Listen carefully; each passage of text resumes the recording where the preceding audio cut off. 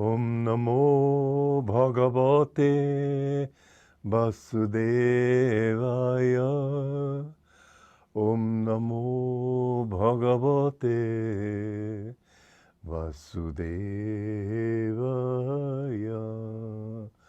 Om, I bow to the Lord Vasudeva. Joy to you, friends.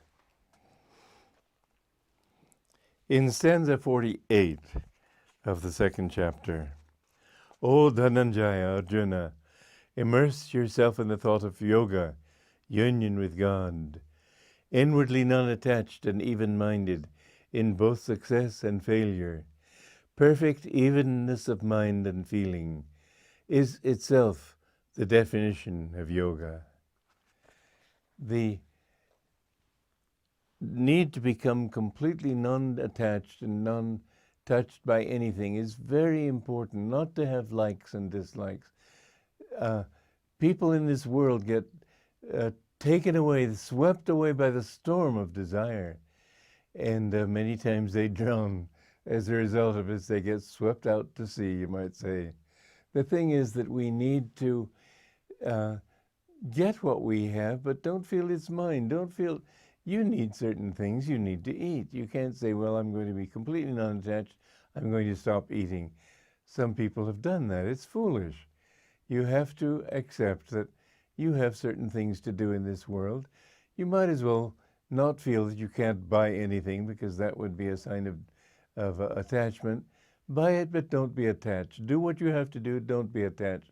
In these ways, gradually, you sort of begin to shake off the shackles of Maya, but you won't get it by extremes.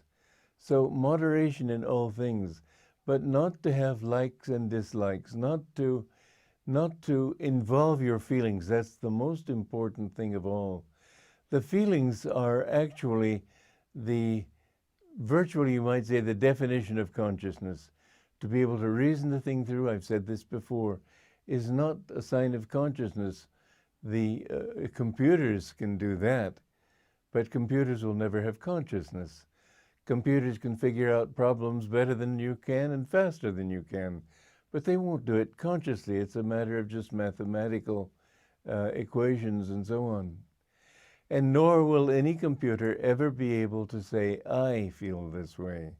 That thought of I is placed in every atom of creation by the fact that everything is a manifestation of the one self. When you merge into God, you still have that sense of self. That's why in the scriptures they write the S with a large S, a capital S. Whether they do it in Sanskrit, I can't say, but that's the way it is written in English. Self-realization is different with a large capital from self-realization with a small capital.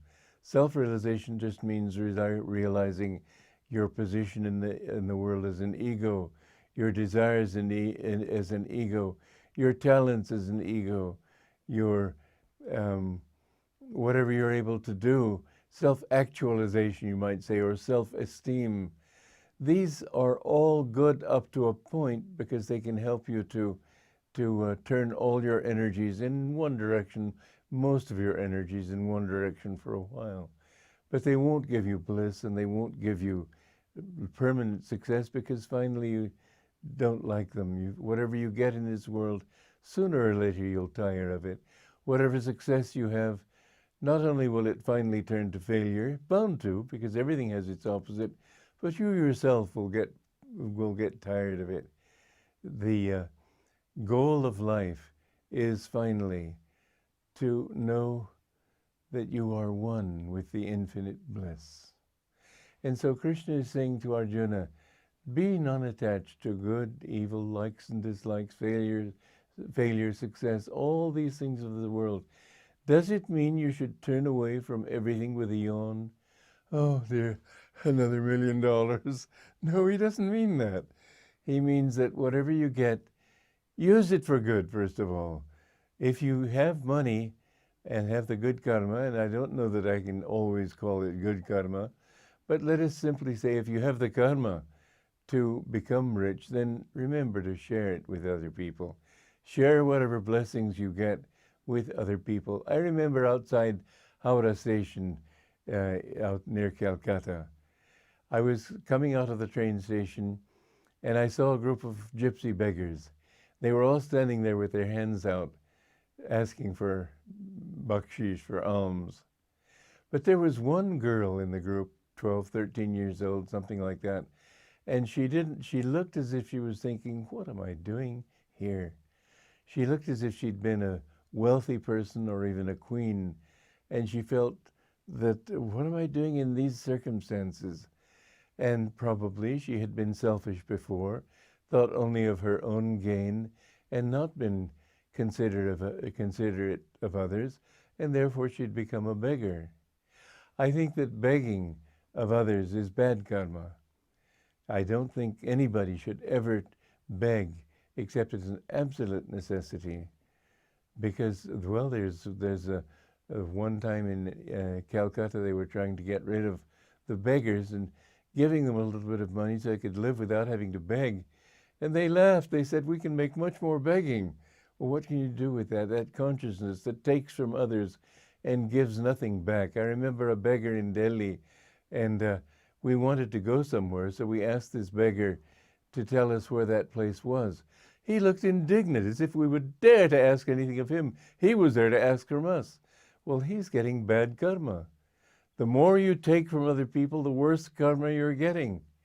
But the more you share with others, whatever it might be.